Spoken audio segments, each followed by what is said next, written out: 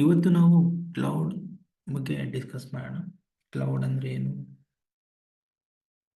ಮುಂಚೆ ಯಾವ ಥರ ಯೂಸ್ ಮಾಡ್ತಾ ಇದ್ರು ಆಫೀಸ್ಗಳಲ್ಲಿ, ಮತ್ತೆ ಇವಾಗ ಏನು ಯೂಸ್ ಮಾಡ್ತಾ ಇದ್ದಾರೆ ಅಂತ ನೋಡೋಣ. ಓಕೆನಾ? So let me share the screen.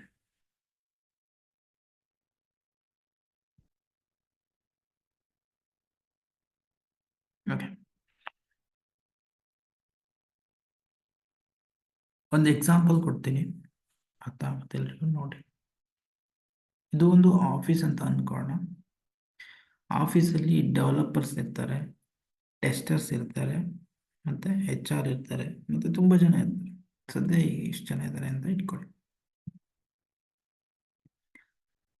Developer ಕೆಲಸ ಏನಪ್ಪಾ ಅಂತಂದ್ರೆ ಕೋಡ್ ಬರೆಯೋದು, ಅಪ್ಲಿಕೇಶನ್ನ ರೆಡಿ ಮಾಡೋದು. ಟೆಸ್ಟರ್ ಕೆಲಸ ಆ ಬರೆದಿರ್ತಕ್ಕಂತಹ ಅಪ್ಲಿಕೇಶನ್ನ ರನ್ ಮಾಡಿ, ಟೆಸ್ಟ್ ಮಾಡಿ ಚೆಕ್ ಮಾಡೋದು, ರನ್ ಆಗ್ತಾ ಇದೆ ಇಲ್ಲೋ ಅಂತ. ಸೊ ಟೆಸ್ಟಿಂಗ್ನವರು ಕೋಡನ್ನ ಟೆಸ್ಟ್ ಮಾಡಿ ಚೆಕ್ ಮಾಡಿ ಸರಿ ಇದೆ ಅಂದಮೇಲೆ ಆ ಅಪ್ಲಿಕೇಶನ್ ನಾವೇನು ಮಾಡಬೇಕು ಅಂದರೆ ಡೆಪ್ಲಾಯ್ ಮಾಡಬೇಕು. ಎಲ್ಲಿ ಡೆಪ್ಲಾಯ್ ಮಾಡಬೇಕು? ಸೊ ಎಲ್ಲಿ ಡೆಪ್ಲಾಯ್ ಮಾಡ್ತೀವಿ ಅಂತಂದರೆ ಸರ್ವರ್ ಅಂತ ಇರುತ್ತೆ. ಓಕೆನಾ? ಈ ಸರ್ವರ್ಗಳಲ್ಲಿ ನಾವೇನು ಮಾಡ್ತೀವಿ ಅಂದರೆ ಅಪ್ಲಿಕೇಶನ್ನ ಡೆಪ್ಲಾಯ್ ಮಾಡ್ತೀವಿ. ಮುಂಚೆ ಸರ್ವರ್ ಯಾವ ಥರ ಇತ್ತು ಅಂತ ತೋರಿಸ್ತೀವಿ. ಈ ಥರ ಸರ್ವರ್ಗಳು ಇರ್ತಾವೆ. ಮುಂಚೆ ಏನು ಮಾಡ್ತಿತ್ತು ಅಂತಂದರೆ ಈ ಥರ ಸರ್ವರ್ಗಳು ಪ್ರತಿಯೊಂದು ಆಫೀಸ್ ಕೂಡ ಬೈ ಮಾಡಿ ಅದಕ್ಕೆ ಆದ ಒಂದು ಸಪರೇಟ್ ರೂಮ್ ಮಾಡಿ ಆಫೀಸಲ್ಲಿ ಈ ಥರ ಸರ್ವರ್ಗಳನ್ನ ಸೆಟಪ್ ಮಾಡ್ತಿದ್ರು. ಇದಕ್ಕೆ ನೋಡ್ಕೊಳ್ಳೋಕೆ ಒಂದು ನೆಟ್ವರ್ಕ್ ಇಂಜಿನಿಯರ್ನ ಹೈರ್ ಮಾಡ್ತಿದ್ರು. ಇದಕ್ಕೆ AC ಬೇಕಿತ್ತು, ಮತ್ತು ಇದಕ್ಕೆ ಸಪೋರ್ಟ್ ಟೀಮ್ ಬೇಕಿತ್ತು.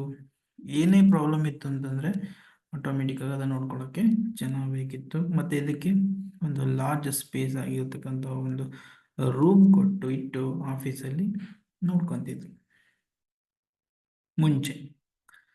ಸೊ ಇದರಿಂದ ಪ್ರಾಬ್ಲಮ್ ಏನು, ಡಿಸ್ಅಡ್ವಾಂಟೇಜಸ್ ಏನು ಅಂತ ನೋಡೋಣ.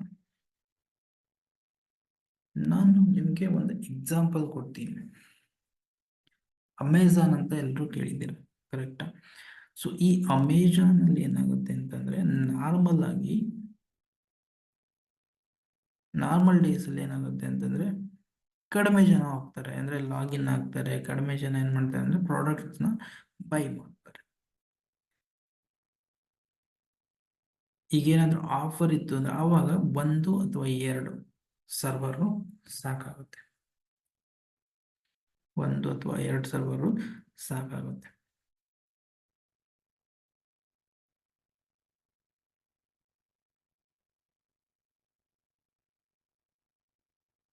ಅಮೆಝಾನ್ ಅಂತ ಒಂದು ತಗೋಣ, ಒಂದು ವೆಬ್ಸೈಟ್ ಅಂತ ಇಟ್ಕೊಳ್ಳಿ.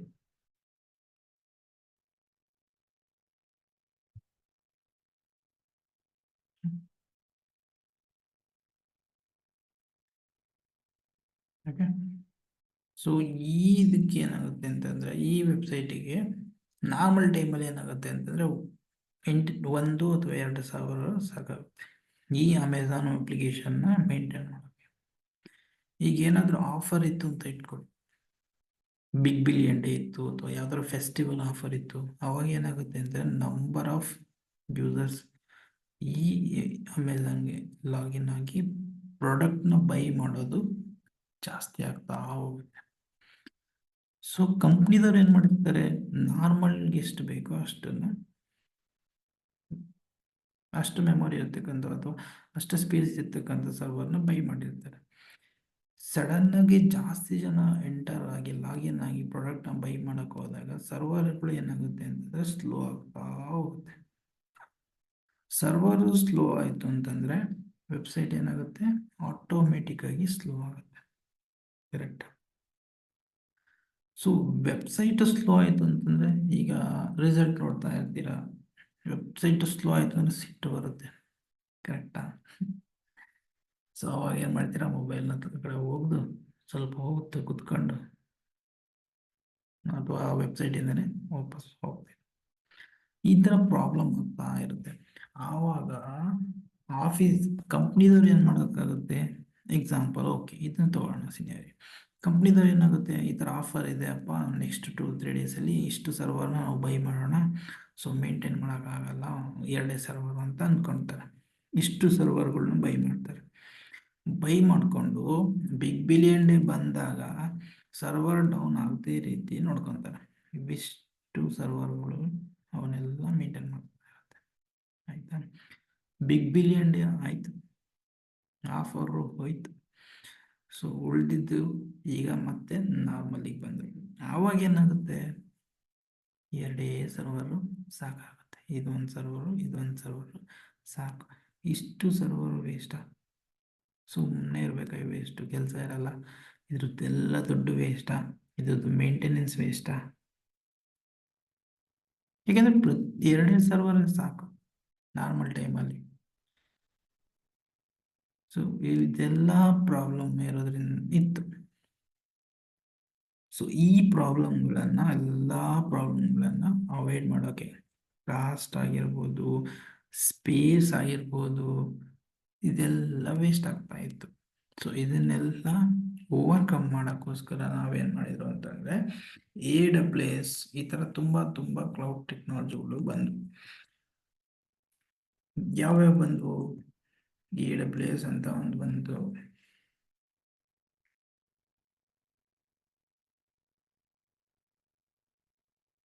ಸೊ ಯಾವ್ಯಾವ ಬಂದು ಅಂತ ಹೇಳ್ತಿದ್ದಾರೆ.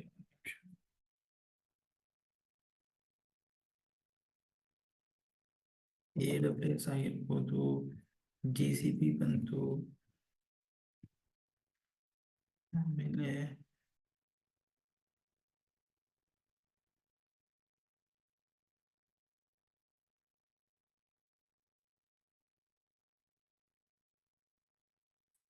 ಈ ಥರ ತುಂಬ AWS ಆಗಿರ್ಬೋದು, GCP ಆಗಿರ್ಬೋದು, ಆಮೇಲೆ IBM ಅಂತ ಒಂದಿದೆ.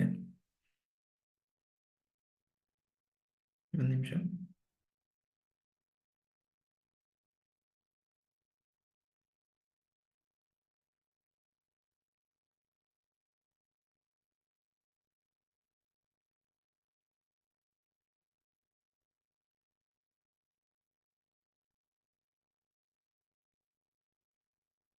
ಓಕೆ, ಸಾರಿ, ಕಾಲ್ ಬಂದಿತ್ತು.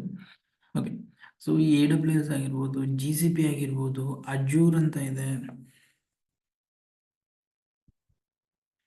ಈ ಥರ ತುಂಬ ಕ್ಲೌಡ್ ಟೆಕ್ನಾಲಜಿಗಳು ಬಂದವು.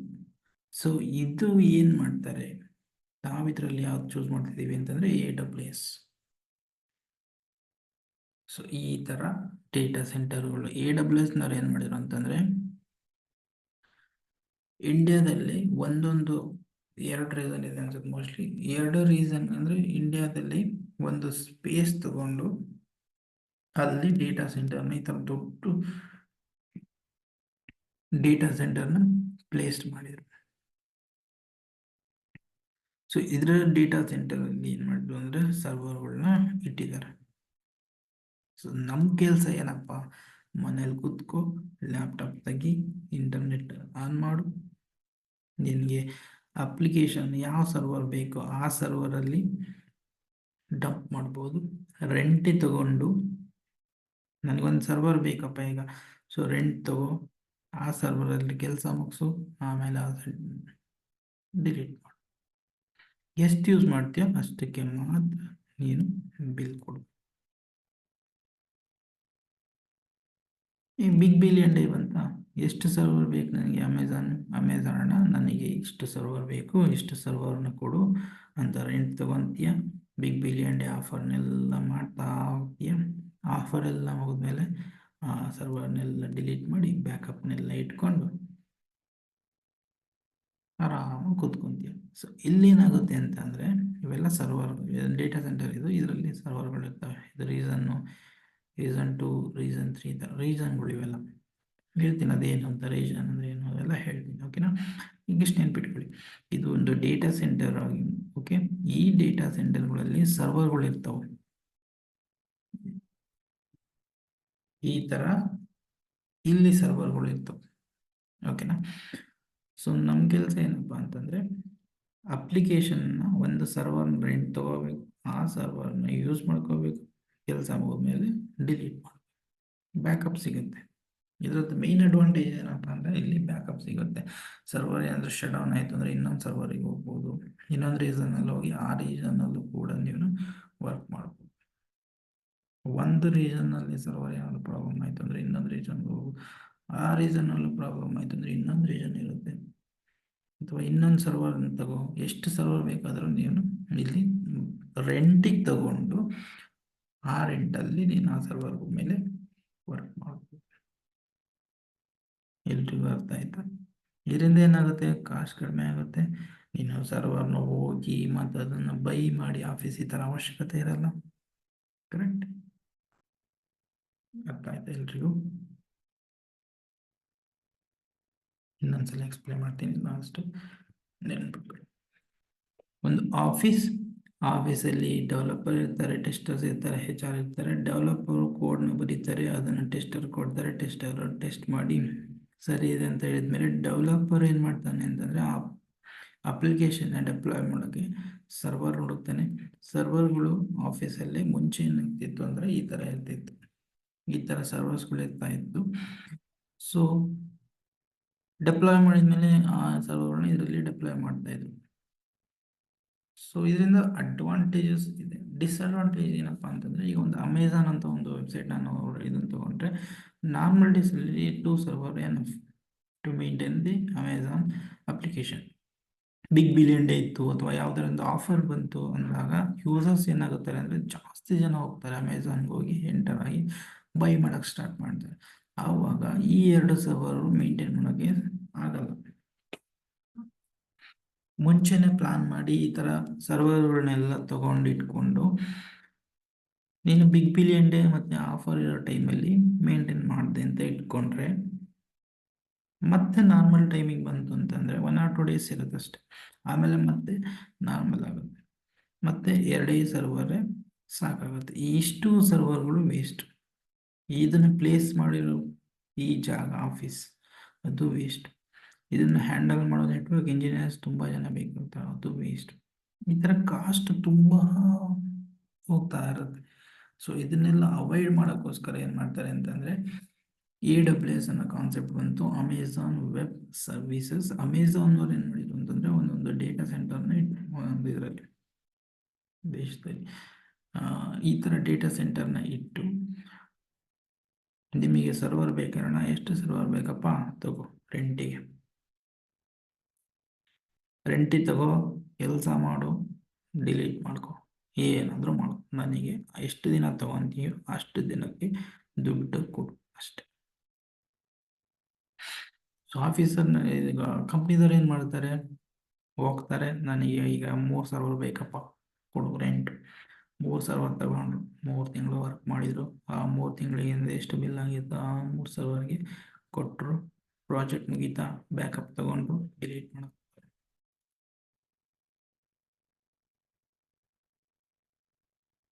2 ಸರ್ವರ್ ಬೇಕಾ, 2 ಸರ್ವರ್ನ ಮೇಂಟೈನ್ ಮಾಡ್ತಾ ಇರ್ಬೋದು ನೀನು ವರ್ಷಿಗೆ. ಇದರಿಂದ ನೀನು ಸರ್ವರ್ಗಳನ್ನ ಬೈ ಮಾಡೋ ಅಂದರೆ ನೀನು ಆಫೀಸಿಗೆ ಬೈ ಮಾಡೋ ಅವಶ್ಯಕತೆ ಇರಲ್ಲ, ನಿಂದು ಸ್ಪೇಸ್ ಉಳಿಯುತ್ತೆ, ನಿಂದು ನೆಟ್ವರ್ಕ್ ಇಂಜಿನ್ ಹೈರ್ ಮಾಡೋ ಅವಶ್ಯಕತೆನೇ ಇರಲ್ಲ. ಕಾಸ್ಟ್ ಎಷ್ಟು ರಿಡ್ಯೂಸ್ ಆಗುತ್ತೆ ನೋಡಿ, ಸುಮ್ಮನೆ ವೇಸ್ಟ್ ಬಿದ್ದಿರಲ್ಲ ಈ ಥರ.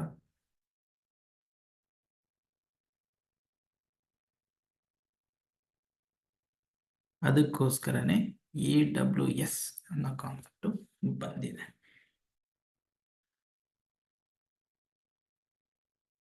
ಟೆನ್ಷನ್ ಕಡಿಮೆ ಆಗುತ್ತೆ, ಕಾಸ್ಟ್ ಕಡಿಮೆ ಆಗುತ್ತೆ. ಇವತ್ತಿಗೆ ಇಷ್ಟು ಸಾಕು. ನೆಕ್ಸ್ಟ್ ನಾವೇನು ನೋಡೋಣ ಅಂತಂದರೆ VPC ಅನ್ನೋ ಕಾನ್ಸೆಪ್ಟ್ ನೋಡೋಣ. VPC ಅಂದರೆ ಏನು, ರೌಟಿಂಗ್ ಟೇಬಲ್ ಅಂದರೆ ಏನು, ಸಬ್ನೆಟ್ ಅಂದರೆ ಏನು, IGW ಅಂದರೆ ಏನು, ಅದನ್ನೆಲ್ಲ ನೆಕ್ಸ್ಟ್ ನೋಡ್ತಾ ಹೋಗೋಣ ಒಂದೊಂದೇನೆ. Okay, thank you. Like, subscribe, and stay tuned for more tech tips.